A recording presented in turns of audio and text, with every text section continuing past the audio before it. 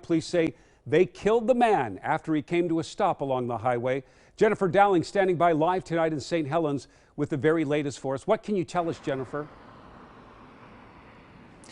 Well, Jeff, witnesses tell me this was the first scene of 3 that investigators had to tackle. This is where it all began. They say that they heard 4 shots here. You can see that shattered glass back there at the Chevron station. The bullets, witnesses tell me, breaking the windows there. And then neighbors tell me a few miles down the road, a few minutes later, they say more gunfire could be heard as that man fled from police.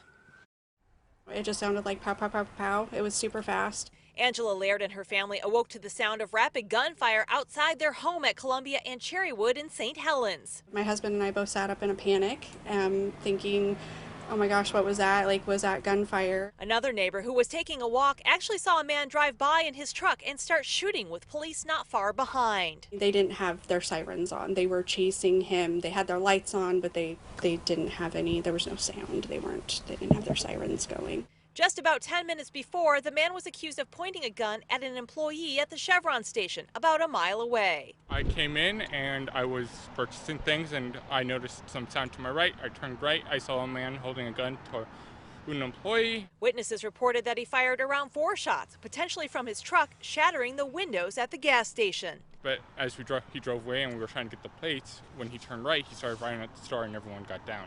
From there, Angela believes he drove into her neighborhood to get away, firing 10 to 15 shots before making his way back to Highway 30. Paint markings show where police caught up to him, his truck going off the road about 6 miles north of St. Helens near Deer Island.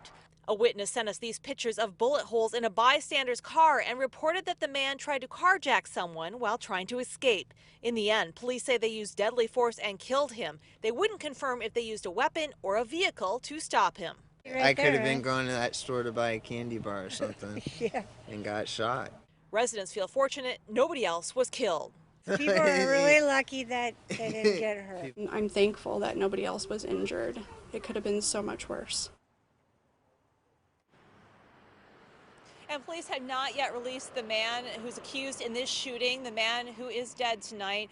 Also, we're still waiting to hear more about the motive on why he may have opened fire. Back to you in the studio. Yeah, a lot of unanswered questions tonight. Jennifer, thank you. We'll continue to follow up and keep it right here on KOIN 6 as we bring you new developments as soon as they come in, and always on KOIN.com.